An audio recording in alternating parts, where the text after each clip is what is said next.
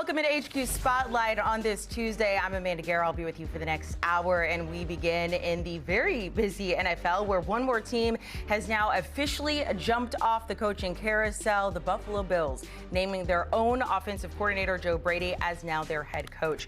Brady has been with the Bills since 2022, first serving as their quarterbacks coach, eventually OC the past 2 seasons. Now, the Bills earlier this month surprising many of us and firing Sean McDermott as their head coach after 9 successful seasons there, but failing to make it to the Super Bowl. The Bills did consider a number of outside candidates, but ultimately landing on the guy who's been working with Josh Allen the past handful of seasons.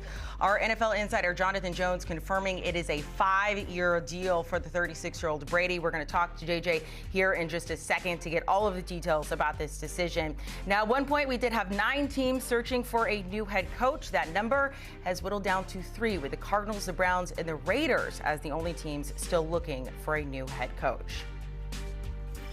So let's welcome in our NFL insider, Jonathan Jones, talking about the Bills, their new hire with Joe Brady as head coach. JJ has mentioned, look, they talked to so many different people. How did they land on Brady? So it was all for Josh Allen. That's exactly what it was about. He's been in their building, Joe Brady has, for the last several years. There's been a lot of offensive success, of course, there, despite what many would call some roster issues, most notably, of course, at wide receiver. But they've been able to move the ball. They've been able to put points on the board. And, of course, the guy calling the offensive plays has a lot to do with that. They have the reigning NFL MVP in Josh Allen. He was involved in these interviews, of course, and they wanted continuity for their quarterback. And so ultimately they land on keeping that continuity. There was Brian Daboll, who was in the mix, former Bills offensive coordinator, Davis Webb, former NFL quarterback, a close friend of Josh Allen's. But ultimately, they decided, of course, on Joe Brady. You see the numbers there. Joe Brady being the coordinator for Josh Allen in his lone MVP season. They believe they can get over the hump with Brady, or I should say, without Sean McDermott. They think they have the roster to do it, and they believe in the 36-year-old head coach as the one to do it. How much patience do you think they're going to have with him? I mean, Sean McDermott there for 9 seasons, 9 very successful seasons, no Super Bowl appearance, though. How much of a runway will Brady have? I mean, he signed a 5-year contract, and of course, I've been saying that I think that this is one of the most pressure-packed jobs out there, but I don't think that there's any real chance of him being like a one and done. Just because there's a lot of pressure doesn't mean that they're going to move on from him if they don't make a Super Bowl or win it next year. But again, the owner of the team very clearly last week said over the hour that he was talking that he believes in this roster and believes that this is a team that should be playing on conference championship game weekend, could be playing in the Bay Area next week.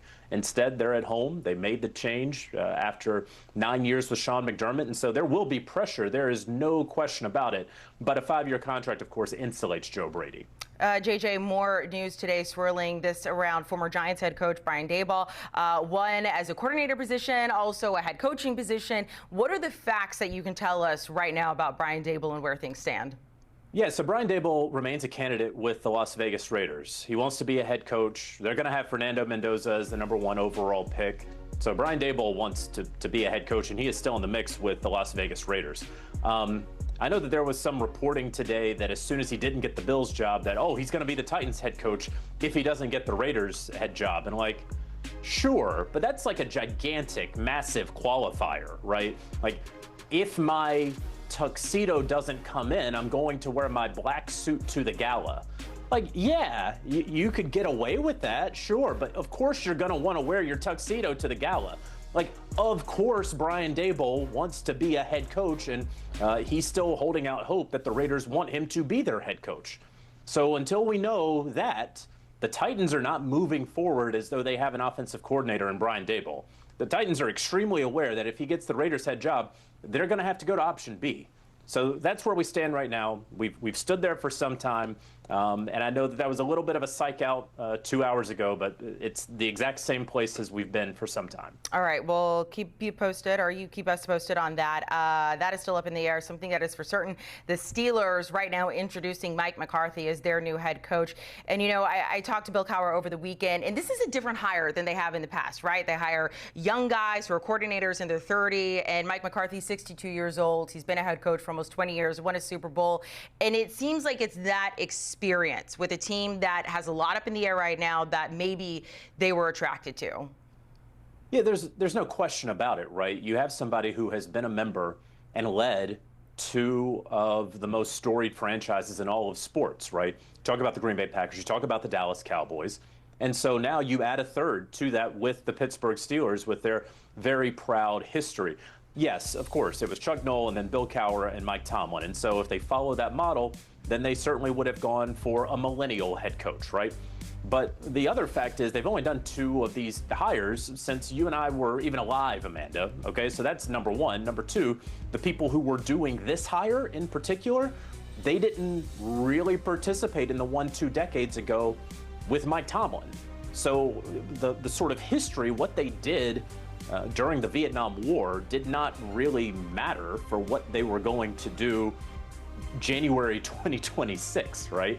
And so they brought in Mike McCarthy. Obviously, his Pittsburgh roots didn't hurt him in getting this head coaching job, but really it's his resume and it's his work with quarterbacks. The Pittsburgh Steelers know that they have to figure out what they are doing at the quarterback position moving forward. They may not have that guy in 2026. I don't know how they're going to get him if Aaron Rodgers does not return. Of course, McCarthy being the head coach helps Rodgers return. No doubt, no question about that. But is this only about Aaron Rodgers? No, because at best, you're probably getting 1 year of Aaron Rodgers. What you have with Mike McCarthy is proven over time, over different eras of football, if you will, and certainly over different franchises, that he can work with a franchise quarterback. He can help you identify a franchise quarterback. And so because of what he did with the Packers and what he did with Dak Prescott and the Dallas Cowboys, that is why he gets this job moving forward with the Pittsburgh Steelers. So the Steelers are introducing Mike McCarthy as their new head coach today, as are the Falcons with Kevin Stefanski. It feels like maybe this already should have happened because, look, this is a very much a new look Atlanta Falcons team. Our buddy Matt Ryan is now at the front office. They hire Kevin Stefanski. The coordinators are in position. So as I mentioned, a new look Falcons team. The question is, will it work?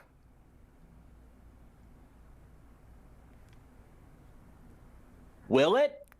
Yeah, I don't know. I don't know with Stefanski and with the Falcons. Obviously, this is a group that underachieved. And I remember going down to the Atlanta Falcons summer workouts a year and a half ago and talking with Raheem Morris and Terry Fontenot, where they had just spent more than $100 million on Kirk Cousins and just got Michael Penix Jr. And they had the largest coaching staff in the NFL. And they had an NFC South that was there for the taking. And then they never took it. And it was all for naught, right? So we've seen this very recently with the Falcons. Is this going to be the time that it works out? You know, you have a 2-time NFL Coach of the Year in Kevin Stefanski. We know that he's not going to be calling the plays. Tommy Rees, his offensive coordinator, will call offensive plays. So what does that look like for Stefanski as being that sort of CEO type coach? Well, it didn't work out all that well in Cleveland, but of course, these are two different franchises, two very different situations and circumstances. You look at this defense, and very clearly a talented defense. Finally, a pass rush in Atlanta. We can say that for the first time in more than a decade, and they retained Jeff Ulbrich. Now, we're waiting to see who their general manager is going to be. Later on this week, they are going to bring in 2 people for in-person interviews. Houston assistant GM James Lipford and Chicago's assistant GM Ian Cunningham. I would expect a decision by the end of the week that will install a new general manager who will have usual and typical general manager duties while reporting up to Matt Ryan and working, of course, in concert with Kevin Stefanski so that, as you saw in the graphic earlier, the Falcons can break that very long drought. I'm just wondering if Arthur Blank is going to still be cooking up his own steak for everybody and all the candidates that he brings in, which does sound good right about now. Okay, let's go to Stefanski's old team. The Browns are still looking for a head coach. What names are you watching?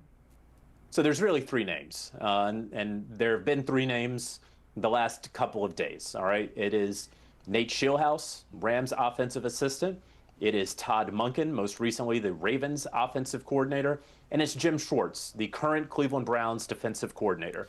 They met with Shieldhouse in person in Los Angeles yesterday. I think that we could get white smoke on this today. I think that the Browns could very well have their head coach by the end of today. I know that the Browns would love for Jim Schwartz, if he is not the choice, they'd love for him to remain as defensive coordinator. He remains under contract. We'll see if he ultimately is okay with losing out on a head coaching job potentially while remaining there. Nate Shieldhouse, of course, younger guy, mid-30s, has called plays once before at the college level, has studied under Sean McVay. He could be the guy. You would want a veteran coaching staff around him. And the guy that I've been talking about for a little bit, you should not discount or discredit, is Todd Monken. The Ravens offensive coordinator did great things, of course, with Lamar Jackson there. Lamar Jackson absolutely loved him as his OC. You could see him being paired with Jim Schwartz. Again, if Jim Schwartz wants that, if Monken ultimately is the choice. If he is not, look for him to go be the offensive coordinator with the New York Giants, rejoining John Harbaugh there. But it does appear to be a three-horse race, and I hope for my sanity and the sanity of all the good people in the Cleveland, Ohio area, that a decision is reached at some point today there. We will watch your Twitter account or X account like it is watching for a new pope. I would like to see also like a gif of white smoke coming out when you do send out that tweet about whoever they hire. Let's go to the Cardinals. They are also still looking for a new head coach. Any names in particular here? Yeah, the one to really look for here is Mike LaFleur. He's been the offensive coordinator with the LA Rams. The last little bit, you may remember him from 2 years of work with the New York Jets under Robert Saleh. Didn't really work out there. Not a lot works out with the Jets. In fact, the Jets, they let go of Michael 4 years ago as offensive coordinator. Amanda, I can go ahead and report, I don't know if we were getting to it, but on my X account just reported that they just let go of another offensive coordinator, and Tanner Engstrand. We can touch on that in a little bit, but Mike LaFleur does appear to be very much in the running there in Arizona.